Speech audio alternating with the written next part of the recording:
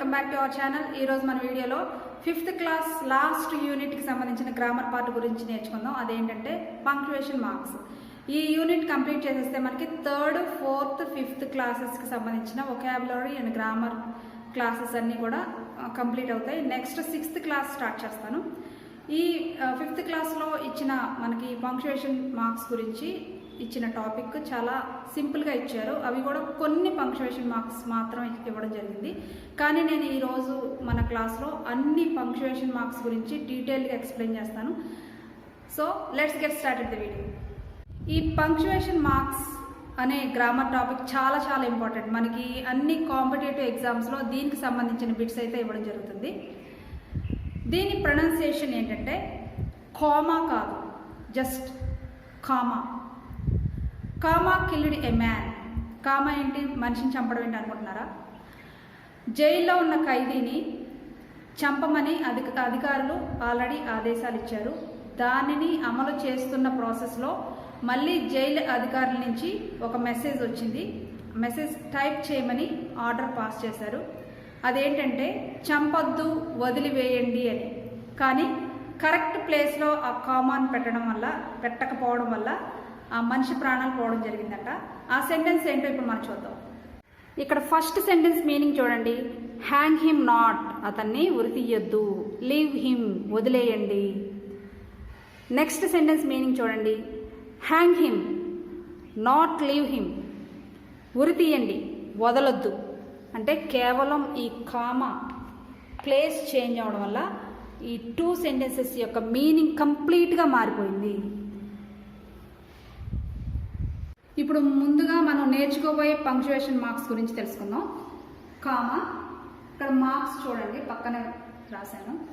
Semi colon, colon, full stop, question mark, exclamation mark, hyphen, quotation marks, dash,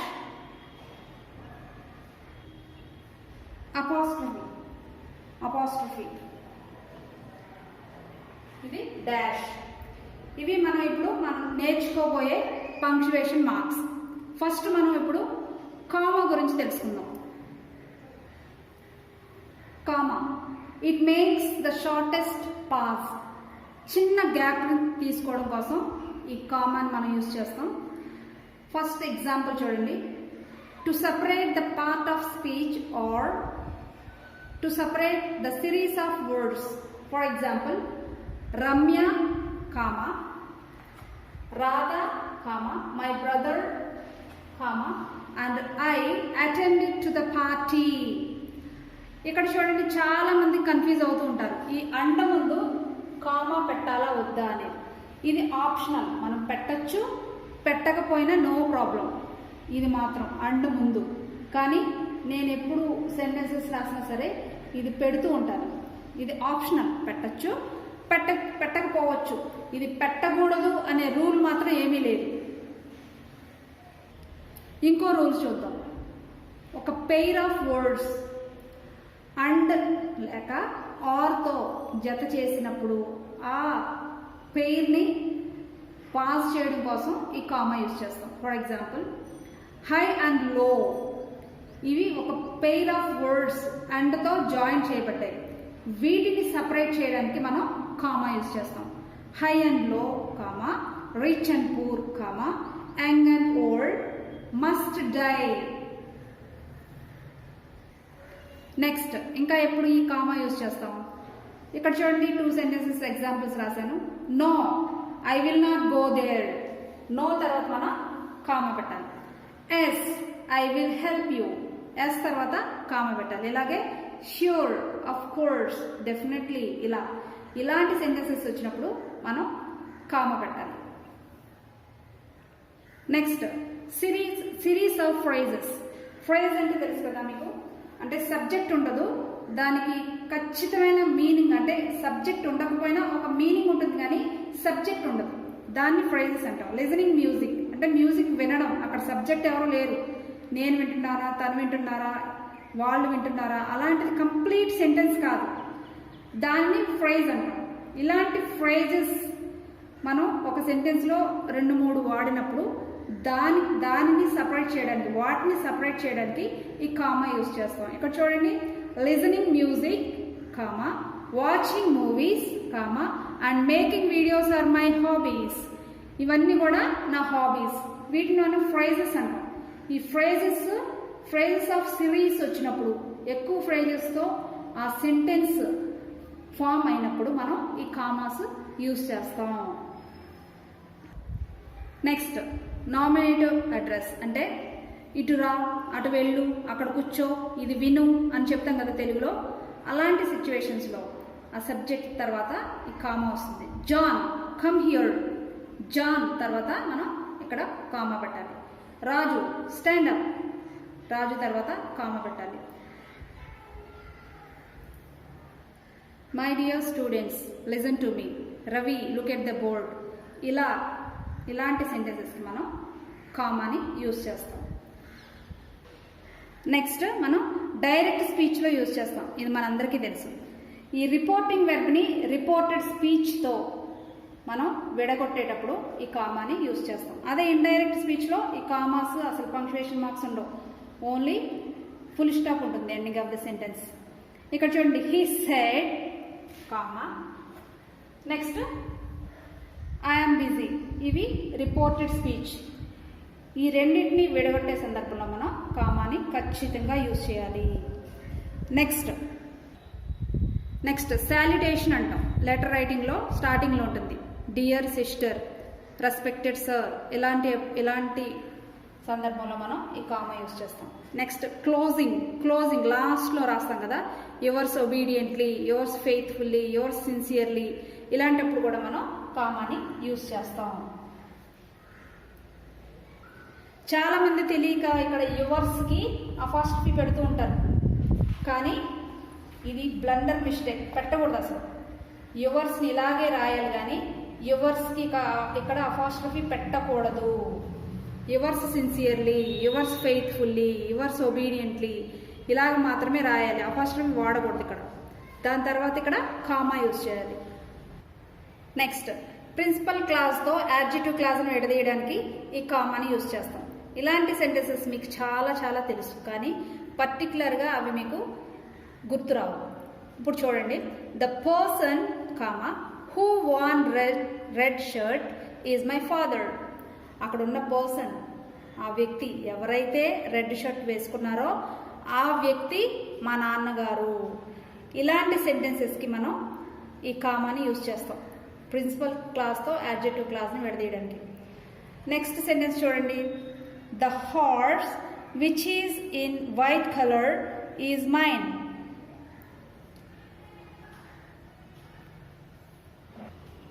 ఆ గుర్రం ఏదైతే తెల్లని కలర్లో ఉందో, వైట్ కలర్లో ఉందో అది నాది. The horse comma which is in white colour comma is mine. ఇలాంటి సెంటెన్సెస్లో కామాని ఇలా యూజ్ చేస్తాం. ఇలాంటివి మీరు మరికొన్ని ప్రాక్టీస్ చేయండి. Next adverbs after adverb like unfortunately, frankly, sadly, eventually, actually, definitely, usually, surely ఇలాంటి adverbs వచ్చినప్పుడు మనం కామాని యూజ్ చేస్తాం. For example, unfortunately I missed the train. Unfortunately తర్వాత కామా పెట్టి next rest of the sentence రాయాలి. Frankly I'm saying, frankly next rest of the sentence. ఇలా ఇవి వచ్చినప్పుడు మనం కామాస్ యూజ్ చేయాలి. ఈ పంక్చుయేషన్ మార్క్స్లో ఫస్ట్ వన్ కామా గురించి మొత్తం డీటెయిల్డ్గా నేర్చుకున్నారు కదా. ఈ వీడియో చూసి వదిలేయకుండా నేను ఏదైతే పాయింట్స్ అన్నీ చెప్పానో వాటికి సంబంధించిన ఎగ్జాంపుల్స్ ఇంకా మీరు ప్రాక్టీస్ చేయండి. ఇప్పుడు మనం సెమీకోలన్ నేర్చుకుందాం. ఇప్పుడు సెమీకోలన్ గురించి నేర్చుకుందాం. కామా ఏంటంటే స్మాల్ పాజ్, చిన్న గ్యాప్ అని తీసుకుంటుంది. ఈ semicolon it makes longer pause than comma కంటే కొంచెం ఎక్కువ గ్యాప్ తీసుకుంటుంది. దీని గురించి ఇంకా డీటెయిల్గా మనం ఇప్పుడు తెలుసుకుందాం. ఈ సెమీకోలన్ని అసలు ఎప్పుడు యూజ్ చేస్తారో చూద్దాం. రెండు మీనింగ్ఫుల్ సెంటెన్సెస్ని కలిపే సందర్భంలో మనం ఈ సెమీకోలన్ని యూజ్ చేస్తాం. For example, I am getting hungry, నాకు ఆకలేస్తుంది. ఐ షుడ్ ఈట్ సంథింగ్, నేను ఏదో ఒకటి తినాలి. అంటే ఇక్కడ మనం మధ్యలో సెమీకోలన్ యూజ్ చేసాం. దీని అర్థం ఏంటంటే ఈ సెంటెన్స్కి లింక్ ఉంది, అంటే ఈ సెంటెన్స్కి కనెక్షన్ ఉందన్నమాట. ఐఎమ్ గెట్టింగ్ హంగ్రీ, నాకు ఆకలేస్తుంది, నేను ఏదో ఒకటి తినాలి. ఇక్కడ పాజ్ తీసుకున్నాం, అప్పుడు మనం ఈ సెమీకోలన్ని యూజ్ చేస్తాం. ఈ సెమీకోలన్ని యూజ్ చేసినప్పుడు ఈ 2 మీనింగ్ఫుల్ సెంటెన్సెస్కి లింక్ ఉంది అని మనం అర్థం చేసుకోవాలి. ఇంకో సందర్భంలో ఇక్కడ మనం ఫుల్ స్టాప్ పెట్టామనుకోండి, ఇక్కడ మనం క్యాపిటల్ లెటర్ యూజ్ చేస్తాం. ఇక్కడ అఫ్ కోర్స్ ఐ అనేది మనం ఎక్కడ యూజ్ చేసినా సరే క్యాపిటల్ లెటర్తోనే స్టార్ట్ చేస్తాం. మామూలుగా మనం ఆఫ్టర్ ఫుల్ స్టాప్ ఎప్పుడు కూడా క్యాపిటల్ లెటర్ యూజ్ చేస్తాం కదా, అలా కాకుండా ఇక్కడ మనం స్మాల్ లెటర్తో స్టార్ట్ చేయాలి. సెకండ్ సెంటెన్స్ చూద్దాం. ఇట్ ఈజ్ రైనింగ్, ఇక్కడ మనం సెమీకోలన్, అంటే వర్షం పడుతుంది, ఇది ఒక meaningful sentence. You must take umbrella, you must take an umbrella, నువ్వు ఖచ్చితంగా అంబ్రెల్లా తీసుకువెళ్ళాలి. ఈ రెండిటికి కూడా మీనింగ్ ఉంది. నువ్వు ఖచ్చితంగా అంబ్రెల్లా తీసుకువెళ్ళాలి, వర్షం పడుతుంది. ఈ మీనింగ్ఫుల్ సెంటెన్సెస్ని కలిపేటప్పుడు మనం ఈ సెమీకోలన్ని యూజ్ చేస్తాం. ఇక్కడ మనం ఫుల్ స్టాప్ ఉంటే క్యాపిటల్ లెటర్ యూజ్ చేస్తాం, క్యాపిటల్ లెటర్. కానీ ఇక్కడ సెమీకోలన్ పెట్టినప్పుడు మనం స్మాల్ లెటర్ మాత్రమే యూజ్ చేయాలి. So it is raining, you must take an umbrella. ఇందులో మనం గమనించవలసింది ఏంటంటే ఈ సెంటెన్స్కి కనెక్షన్ ఉందని గమనించాలి. ఇంకా మరికొన్ని ఎగ్జాంపుల్స్ ఇప్పుడు మీకు చూపిస్తాను. మీకు అర్థమవుతుందని ఇలా రాశాను. I want to park with my children, నేను నా పిల్లలతో పాటు పార్క్ వెళ్ళాను, అది ఒక స్టేట్మెంట్ అనుకోండి. Next, I did not enjoy there, నేను అక్కడ ఎంజాయ్ చేయలేదు కానీ మా పిల్లలు ఎంజాయ్ చేశారు. ఇక్కడ కామ పెట్టాం, ఎందుకంటే బట్ అనే కనెక్షన్ యూజ్ చేసాం కాబట్టి. కానీ మనం సెమీకోలన్ యూజ్ చేసి ఎలా సెంటెన్స్ ఫ్రేమ్ చేయాలో చూద్దాం. I did not enjoy there, నేను ఎంజాయ్ చేయలేదు అక్కడ. పాస్, మై చిల్డ్రన్ ఎంజాయ్డ్, మా పిల్లలు ఎంజాయ్ చేశారు. ఈ 2 మీనింగ్ఫుల్ సెంటెన్సెస్ని మనం కలిపాం. ఇక్కడ నేను ఎంజాయ్ చేయలేదు కానీ మా పిల్లలు ఎంజాయ్ చేశారు. ఈ సెంటెన్స్కి కనెక్షన్ ఉందని మనం గమనించాలి. ఆ థర్డ్ సెంటెన్స్లో సెమీకోలన్ యూజ్ చేసినప్పుడు బట్ అనే కంజంక్షన్ని తొలగించడం జరిగింది, అది కూడా మీరు గమనించాలి. నెక్స్ట్, కామాతో ఉన్న కాంపౌండ్ సెంటెన్సెస్ని మెయిన్ క్లాస్తో విడదీసేటప్పుడు ఈ సెమీకోలన్ యూజ్ చేస్తాం. మీకు అర్థం అవ్వకపోతే మళ్ళీ చెప్తాను. ఇక్కడ చూడండి example, he was a Brave, అతను తెలివైన వాడు. కైండ్ హార్టెడ్, చాలా దయగల హృదయం కలవాడు.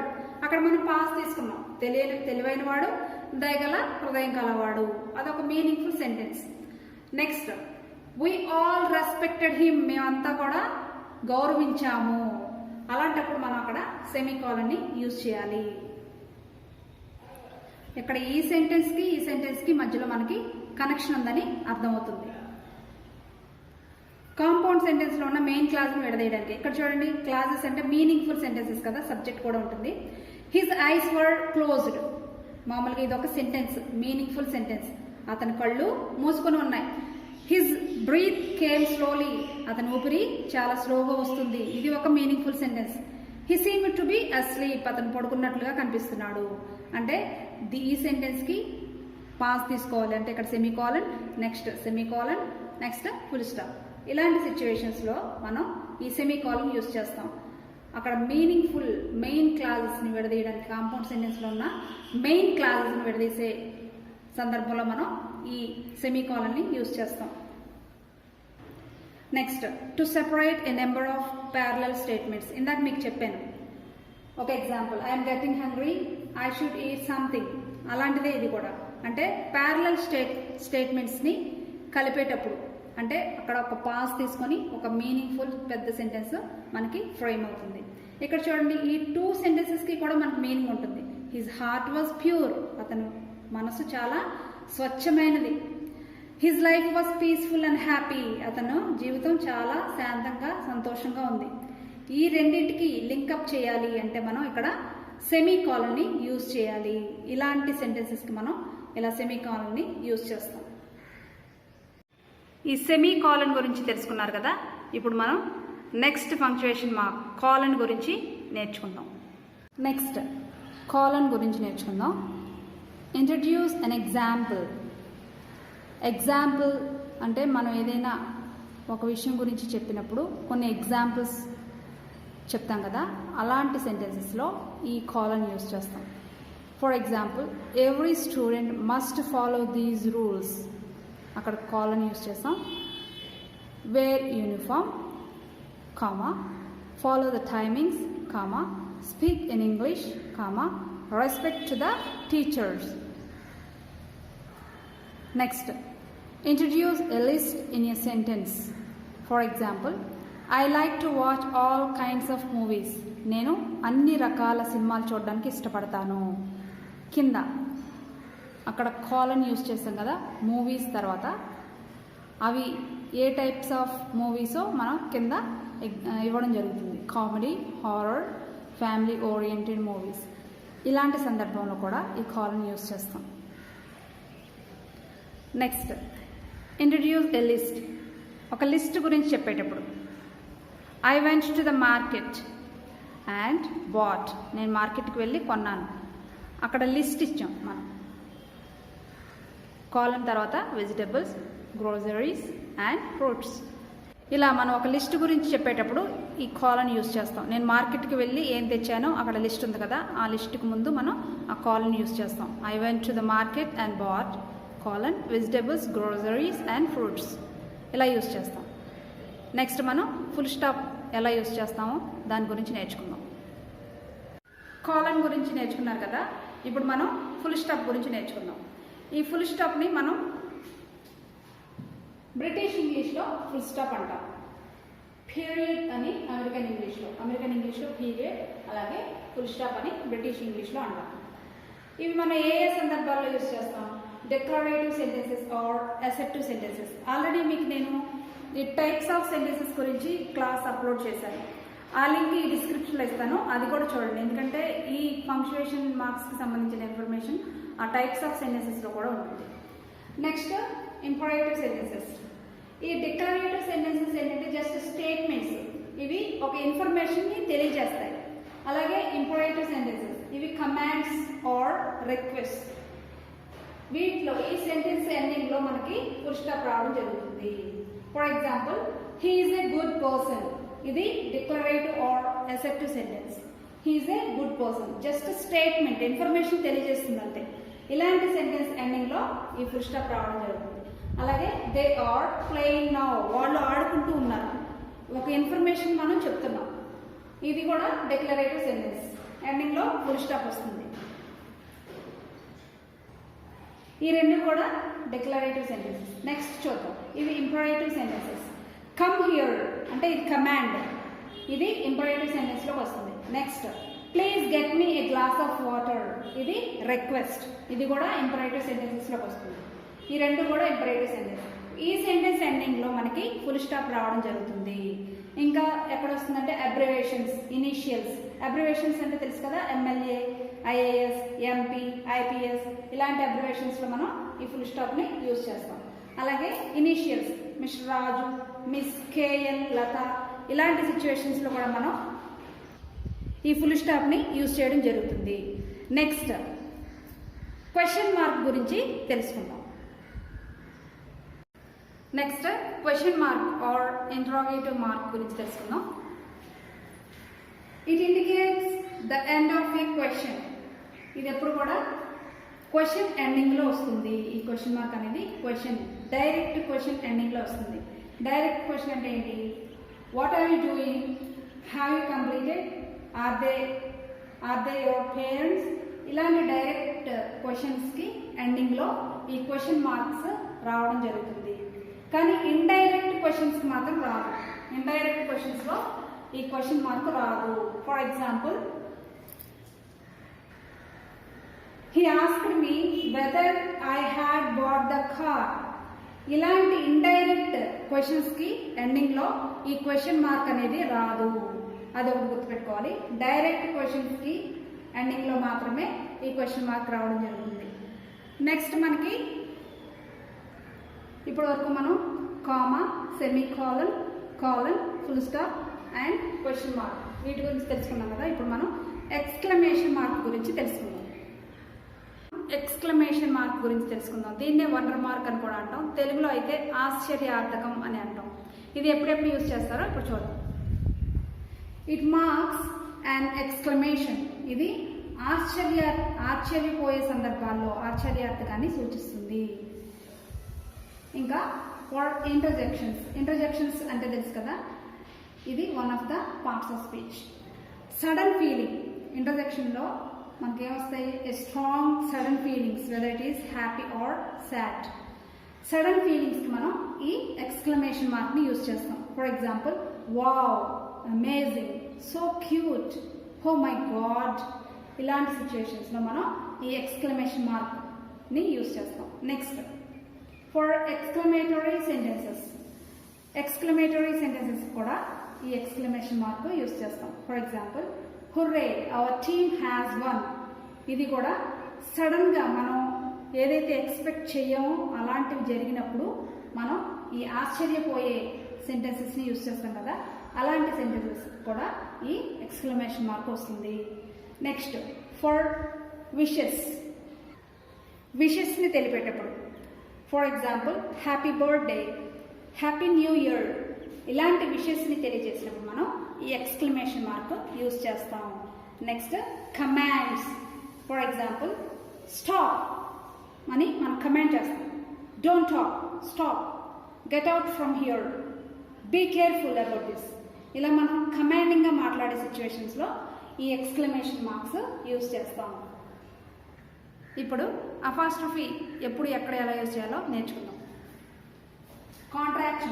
కాంట్రాక్షన్స్ అంటే ఏంటి? Short forms. ఇక్కడ చూడండి, they are, I would, I will, I am, we have. ఇలా షార్ట్ ఫార్మ్స్లో రాసేటప్పుడు ఈ అపాస్ట్రఫీస్ని మనం యూజ్ చేస్తాం. Okay, next, for singular nouns possessive or owns అంటే ఇది మనది, వాళ్ళది, తనది అని చెప్పేటప్పుడు అది కూడా సింగులర్ నౌన్ వచ్చినప్పుడు. ఫర్ ఎగ్జాంపుల్, ఇక్కడ చూడండి, మై ఫ్రెండ్స్ అంటే మై ఫ్రెండ్ యొక్క, my friend apostrophe S, my friend యొక్క, నా ఫ్రెండ్ యొక్క, my friend's book, Radha's pen, Ramu's computer. ఇలా సింగులర్ నౌన్స్ వచ్చినప్పుడు పొజిటివ్ కేసులో మనం ఈ అపాస్ట్రఫీని యూజ్ చేస్తాం. ప్లూరల్ కూడా యూజ్ చేస్తాం. ఎప్పుడది? This is a women's college, women యొక్క కాలేజ్, ఉమెన్స్ కాలేజ్. లేకపోతే చిల్డ్రన్స్ పార్క్, చిల్డ్రన్ యొక్క పార్క్. మామూలుగా మనకి ఉమెన్ అంటేనే ప్లూరల్, ఉమెన్ అంటే singular, more than one woman ఉంటే ఉమెన్ అవుతుంది, మోర్ దెన్ వన్ ఉమెన్ ఉంటే ఉమెన్ అవుతుంది. సో ఇక్కడ మహిళల కాలేజ్ అంటాం తెలుగు, అలాగా ఉమెన్స్ కాలేజ్, ఉమెన్ యొక్క కాలేజ్, ఇలాంటి ప్లూరల్ వర్డ్స్కి మనం యూజ్ చేయొచ్చు. Next, children's park. చిల్డ్రన్ అంటేనే మనకి ప్లూరల్, చైల్డ్ అంటే సింగులర్, చిల్డ్రన్ అంటే ప్లూరల్. ఐ హ్యావ్ 2 children అనాలి కానీ ఐ హ్యావ్ 2 childrens అనకూడదు, ఎందుకంటే చిల్డ్రన్ అంటేనే మనకి ప్లూరల్.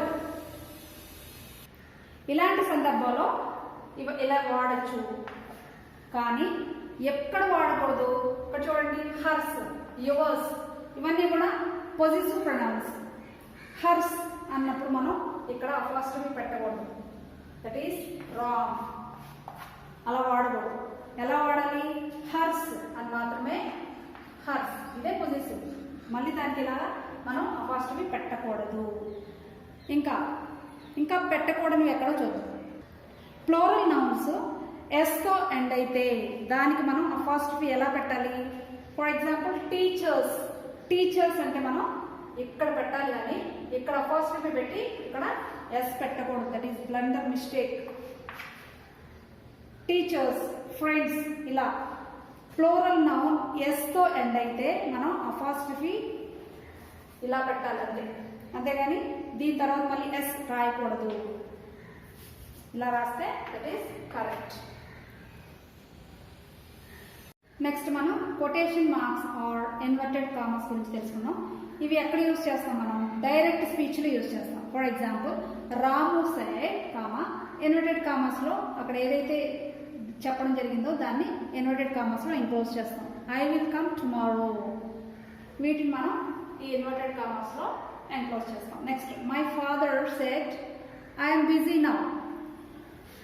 ఎగ్జాక్ట్ వర్డ్స్ని ఈ ఇన్వర్టెడ్ కామర్స్లో మనం ఎంక్లోజ్ చేస్తాం. ఆ సందర్భంలో ఈ కొటేషన్ మార్క్స్ ఆర్ ఇన్వర్టెడ్ కామర్స్ని యూజ్ చేయడం జరుగుతుంది. ఇంకా లాస్ట్, క్యాపిటల్ లెటర్స్ ఎప్పుడు యూజ్ చేస్తాం? ప్రాపర్ నౌన్స్కి. ప్రాపర్ నౌన్స్ అంటే name of a person, place, animals, things, ఇవి. వీటిని రాసేటప్పుడు ఫస్ట్ లెటర్ క్యాపిటల్లో ఉండాలి. Next, beginning of the sentence start చేసినప్పుడు ఫస్ట్ లెటర్ మనకి ఎప్పుడు కూడా క్యాపిటల్ లెటర్లో ఉండాలి. అప్పుడు మనం ఈ క్యాపిటల్ లెటర్స్ని యూజ్ చేస్తాం. ఇప్పుడు 5th క్లాస్ పేజ్ నెంబర్ 152లో పంక్చువేషన్ మార్క్స్ గురించి ఇచ్చారు కదా, అవి ఇప్పుడు మనం చూద్దాం. పేజ్ నెంబర్ 152లో ఈ పంక్చువేషన్ మార్క్స్ గురించి కొన్ని పాయింట్స్ ఇవ్వడం జరిగింది. Capital letter is used to refer to proper nouns. Capital letters proper నౌన్స్కి యూజ్ చేస్తారు. Capital letters are also used at the beginning of the sentence. Beginning of the sentence already నేను చెప్పాను కదా. Next, commas are used between parts of a sentence or things in a list. Semicolons are used to indicate points of a sentence that can be understood separately. Full stop is used at the end of a statement or an abbreviation.